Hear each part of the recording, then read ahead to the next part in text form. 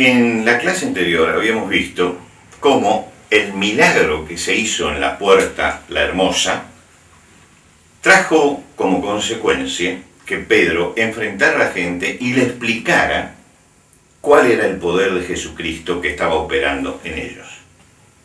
Por supuesto que toda esa multitud que estuvo en ese lugar estaba tremendamente conmovida por lo que había visto realmente el poder de Dios, cosa que en ese templo no se había manifestado a través de los sacerdotes y de los escribas y de los gobernantes de Israel. Pero esto conmovió a las autoridades. Las autoridades tenían el control de todo el templo, vigilaban cada uno de los sectores y por supuesto que reaccionaron. Y reaccionaron por dos motivos.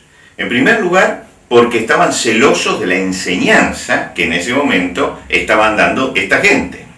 Es decir, el rol de maestros lo estaban tomando los pescadores de Galilea y no ellos, que eran los enseñadores tradicionales del templo judío. Y por otro lado, estaban molestos porque ellos habían mencionado la resurrección. La resurrección es el punto de choque que va a tener la iglesia en el comienzo, la iglesia naciente, con las autoridades. ¿Por qué? En un momento vamos a verlo. Se reunieron allí los sacerdotes, los guardias del templo, que eran un poco la policía que tenía que responder a los sacerdotes, y los saduceos, dice. Los saduceos eran una secta judía que dominaba en el templo y que la mayoría de los sacerdotes pertenecían al saduceísmo. Los saduceos no creían ni en la resurrección, ni en los ángeles, ni en los espíritus. Por lo tanto, la predicación de Pedro y de los cristianos sobre la resurrección traía problemas. Así como en los evangelios Jesús iba a tener problemas con los fariseos, que dominaban en las sinagogas por el hecho de jurar en sábado, por ejemplo, porque los fariseos eran celosos del cumplimiento ritual de la ley. En la iglesia va a tener problemas con los saduceos en el templo por el tema de la resurrección, porque ellos están hablando de la resurrección, mientras que la mayoría de los sacerdotes y toda la secta esta no creía en la resurrección. Ahora, se reúne entonces el Sanedrín, que es el máximo tribunal judío. Están los gobernantes, es decir, los que tienen autoridad, los ancianos que conforman el consejo asesor detrás de los que tienen autoridad, los escribas, que eran los doctos en los principios de la ley, los asesores jurídicos, y Anás, que era el sumo sacerdote con su familia. Era todo el tribunal que había juzgado a Jesús. Anás, en el año 15, es decir, unos 15 años antes que sucediera esto, había sido destituido por los romanos. Por lo tanto, oficialmente el sumo sacerdote era Caifás. Pero los judíos que creían que el cargo de sumo sacerdote era vitalicio, seguían colocando a Anás, que era un hombre de tremenda influencia, a la cabeza del Sanedrín. Y Anás se llevó, no solamente estuvo él, sino toda su familia. Y es bueno saber que los 5 hijos de Anás fueron en su momento sumos sacerdotes y que Caifás, que era el yerno, también fue sumo sacerdote, lo que quiere decir que ellos representaban el poder sumo sacerdotal y estaban todos presentes. Ese era el máximo tribunal de los judíos. Y entonces le presentaron los cargos, los llevaron a Pedro y a Juan.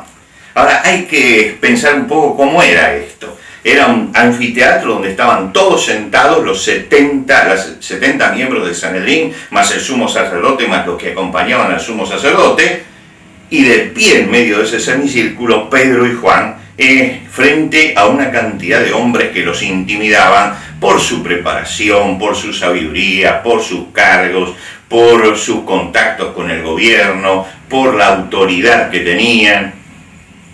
Ellos tuvieron que contestar, en primer lugar, en qué nombre habían realizado este milagro y con qué autoridad. El Señor Jesucristo les había advertido. En Lucas, en el capítulo 12, el versículo 11 y 12, Jesús les advierte que cuando los trajeran a las sinagogas y ante los magistrados y las autoridades, no se preocupen cómo tendrían que responder, qué tendrían que decir, porque el Espíritu Santo les iba a enseñar en esa misma hora. Nadie sabía cuáles eran los cargos, ni cómo iban a venir las preguntas, ni cuál iba a ser la actitud del Sanedrín.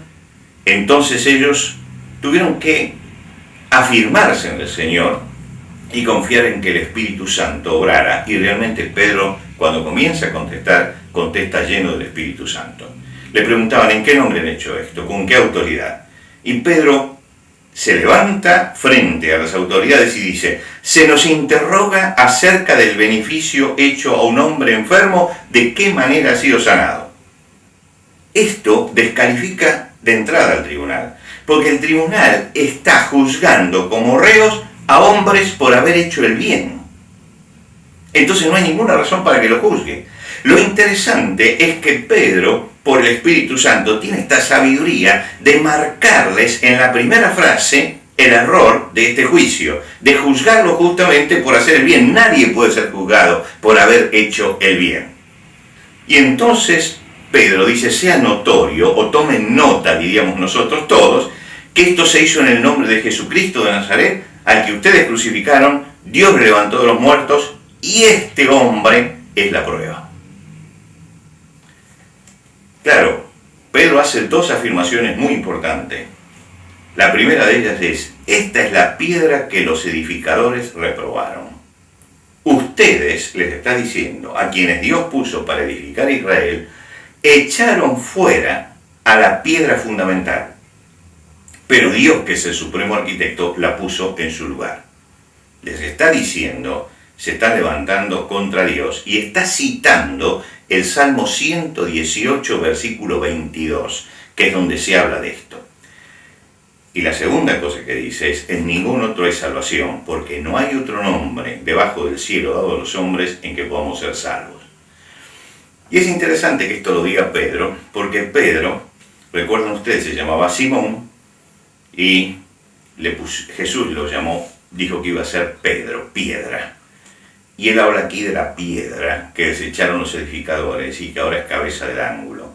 Y va a retomar esto también en su primera epístola, hablando de la piedra desechada por los edificadores y los cristianos como piedras vivas. El problema que tenía el Sanedrín en ese momento era que tenía que juzgar. La sanidad era evidente, entonces tenían que amenazarlos. Y se reúnen en privado y dice, bueno, no podemos hacer nada porque el pueblo está con ellos, porque la sanidad es evidente, la prueba está a la vista, pero vamos a amenazarlos para que no hambren. Y la respuesta de Pedro fue tan contundente como había sido el discurso. Juzgad si es justo obedecer a vosotros antes que a Dios. Primero, no podemos dejar de decir lo que hemos visto y oído. El pueblo los apoyaba, las autoridades lo condenaban y entonces tuvieron que dejarlos ir, pero bajo amenazas. La guerra estaba declarada.